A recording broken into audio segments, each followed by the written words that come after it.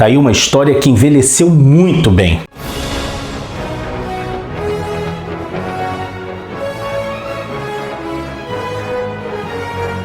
Olá! Bem-vindo ao Fantasma Brasil. O mercado de escravos de Mucar foi a 82ª aventura diária do Espírito que Anda. Tinha roteiros de Lee Falk e arte de Cy Berry e foi publicada entre 21 de agosto de 1961 e 10 de fevereiro de 1962. O que faz dessa história uma das mais importantes do Espírito que Anda é o fato de que foi a primeira história integralmente ilustrada por Cy Berry, que trabalharia com o fantasma pelos próximos 33 anos. Um outro motivo pelo qual essa história é tão importante é o fato dela tocar num ponto sensível para a época e, curiosamente, ainda nos dias de hoje. Vamos à história. A prisão de Bonsby, um cenário já conhecido dos leitores do Fantasma, vem sofrendo há algum tempo com uma série de fugas inexplicadas. As constantes fugas de prisioneiros levam as pessoas a dizer que Bonsby é uma prisão com paredes de papel, de tão fácil que se torna fugir dali. Acontece que algo vem intrigando o Coronel Weeks, o comandante da Patrulha da Selva. É o fato de que nenhum dos criminosos volta a ser encontrado depois de fugir. Eles não reaparecem, o que seria comum entre criminosos que fogem, eles acabam sendo apanhados depois. Mas esse não é o caso dos prisioneiros que fogem de Bonsby. Acontece que as fugas da prisão são facilitadas pelo próprio diretor da prisão, o diretor Saldan. Com a ajuda de um outro prisioneiro, Saldan sempre faz com que uma leva de uma ou duas dúzias de homens fujam de vez em quando de Bonsby por um túnel secreto. Acontece que Saldan está envolvido com o tráfico internacional de escravos. Isso mesmo, em pleno século XX, nós temos uma história envolvendo escravidão. Todos os prisioneiros que fogem de Bonsby são levados para a cidade de Mucar, bem no interior do deserto, e ali são vendidos como escravos pelo próprio Saldan.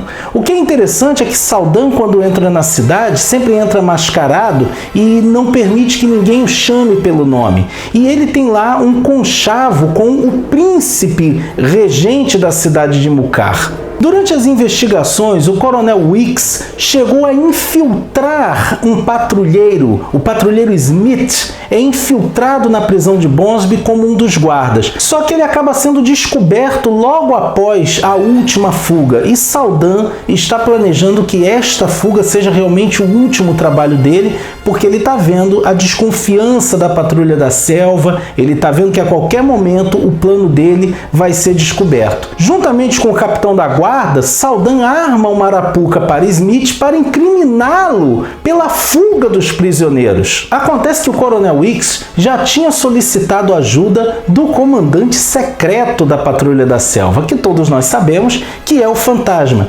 E no momento em que Smith é trancafiado, o Fantasma estava exatamente dentro da cela, porque ele descobriu o caminho inverso do túnel que os criminosos usavam para fugir. Ele estava dentro da cela onde Smith fora trancafiado e ele tira Smith de lá. Essa história acaba se desenvolvendo de uma forma muito interessante porque temos algumas coisas nessa história que acontecem pela primeira vez. Nós temos, por exemplo, a primeira vez em que o Coronel Weeks ouve a voz do comandante secreto e ele fala que é uma voz muito suave, muito tranquila e ao mesmo tempo uma voz cheia de autoridade.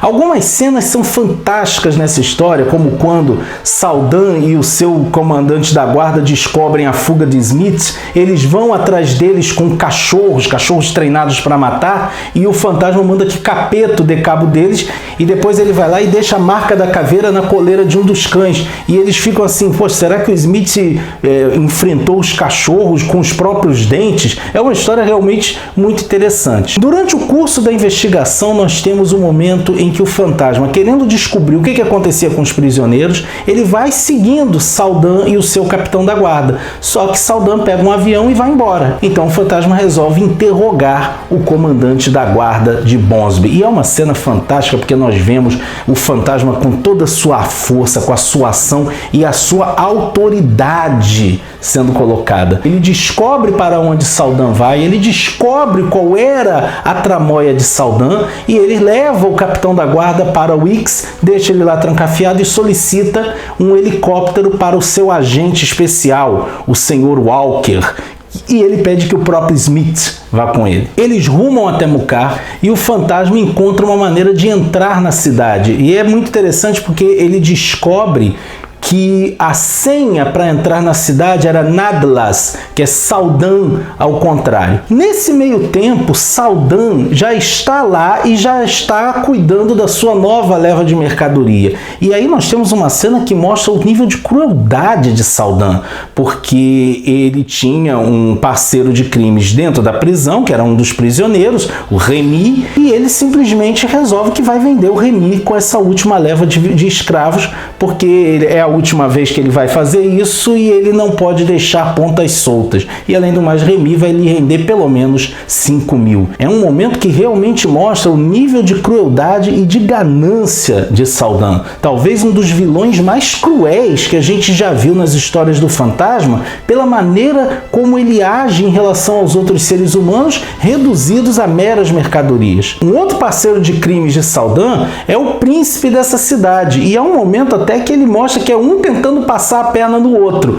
mas Saldan tem um plano para caso o príncipe tente enganá-lo, o Saldan tem um plano para escapar disso. O fantasma chega na cidade e começa a fazer as suas investigações. Juntamente com Smith, ele vai até o palácio do príncipe, o fazem prisioneiro e descobrem como funcionava o plano de Saldan e do príncipe. Saldan pegava prisioneiros de Bonsby, levava para a cidade, vendia como escravos e dividia o lucro com o príncipe. E nós temos um outro momento bacana, que é quando o fantasma vai até os escravos, até aqueles prisioneiros que haviam sido tirados de Bonsby, e propõe a eles o seguinte: eu vou ajudar vocês a não ser vendidos, mas vocês têm que me prometer que vão voltar para Bonsby para cumprir o restante da pena de vocês.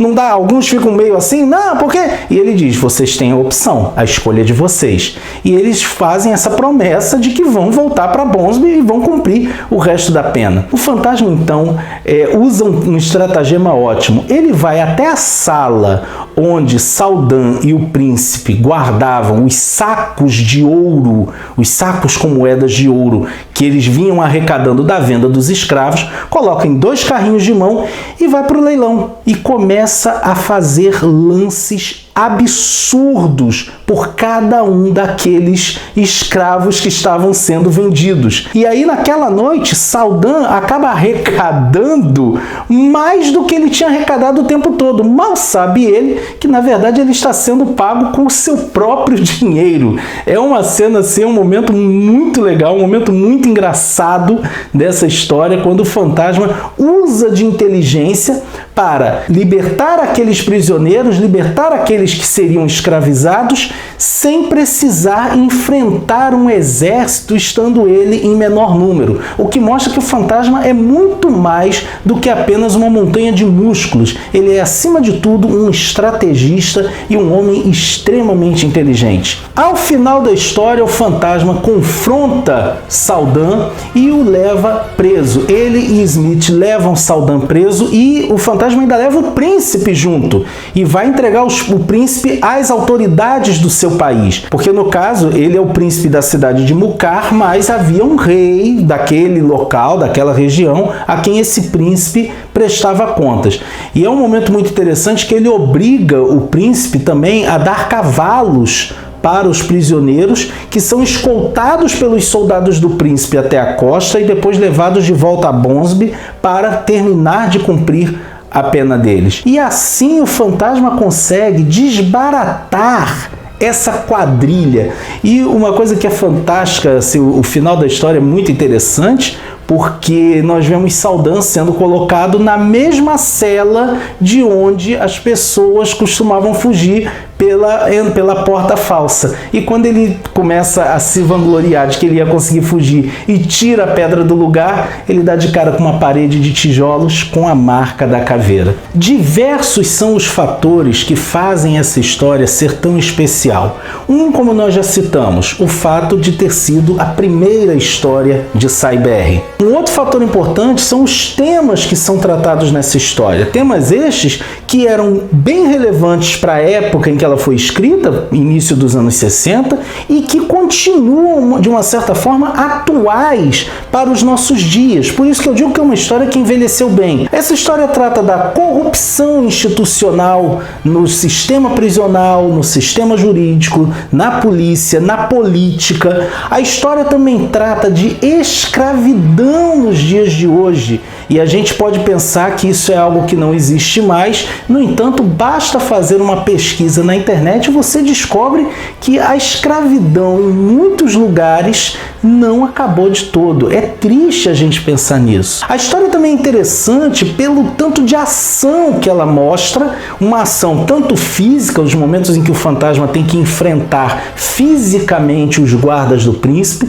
quanto pelo fato de mostrar esse personagem com a sua sagacidade, a sua inteligência. Essa história mostra o fantasma como um grande estrategista. Em 1972, o mercado de escravos de Mucar foi adaptada para a série de livros publicadas pela Avon Books e que mais recentemente tem merecido a reedição da Hermes. São histórias em prosa, como a gente já andou comentando aqui algumas vezes. Ele resolve algumas incoerências, alguns problemas na continuidade da história original. É uma adaptação realmente muito bacana. É interessante também a gente pensar que depois da aventura do mercado de escravos de Mucar, a prisão de Bonsby passou a ser considerada uma prisão inexpugnável. Inclusive, em algumas histórias mais recentes, a gente descobre que o fantasma sabe como entrar e sair de Bonsby por caminhos que mais ninguém conhece. Sendo considerada uma das melhores, uma das mais clássicas histórias do fantasma, inclusive é uma história que constantemente aparece na lista de favoritas dos leitores de longa data do personagem, o Mercado de Escravos de Mucar já foi publicada várias vezes no Brasil. A primeira vez foi no Almanaque de Férias do Fantasma Magazine, publicada pela RGE em 1963, com o título de Mucar, a Cidade do Deserto. Depois essa história voltou a ser publicada aqui no Brasil, na Fantasma número 47 da própria RGE, com o título de Na Trilha dos Escravos. O Almanaque do Fantasma número 1 trouxe novamente essa história, dessa vez com um novo título, Traficante de Escravos. Com esse mesmo título, Traficante de Escravos, a Gibi Apresenta traria essa história dividida em duas partes, respectivamente nos números 31 e 32. Depois tivemos Na Trilha dos Escravos novamente, publicada pela Saber, no seu número 25 da edição histórica. E a última vez que essa história foi publicada aqui foi na Fantasma Gold número 1 da Ópera Gráfica. Eu devo dizer que essa edição aqui, embora seja muito bonita, tem sérios problemas de tradução. Inclusive o nome da prisão aqui está errado. Ele é colocado como Blonsby e não Bonsby. Uma coisa assim, um problema. Tem alguns momentos que você vai lendo e você percebe que as falas estão meio estranhas. Um problema sério de tradução que essa história aqui trouxe nessa edição, embora ela seja realmente muito bonita. Também é importante lembrar que em 1977, o romance Mercado de Escravos de Mucar foi publicada também no Brasil pela editora Emos, quando ela publicou 3 livros da coleção da Avon Books, mantendo inclusive a capa original de George Wilson, um trabalho realmente muito bonito. E é isso, meus amigos, essa é o Mercado de Escravos de Mucar, uma das mais clássicas e uma das mais pedidas histórias histórias do espírito que anda. Se você gostou do nosso vídeo, não deixe de curti-lo e compartilhá-lo nas redes sociais. Se você quiser ajudar o nosso canal a prosseguir com seu trabalho, quando fizer suas compras na Amazon, faça pelos links do Fantasma Brasil que se encontram aqui na descrição do vídeo. E se você ainda não é inscrito no nosso canal, não perde tempo não. Se inscreve, ativa o sininho e assim você fica por dentro de tudo o que acontece no fascinante universo do espírito que anda. Ok? Vejo você por aí, hein?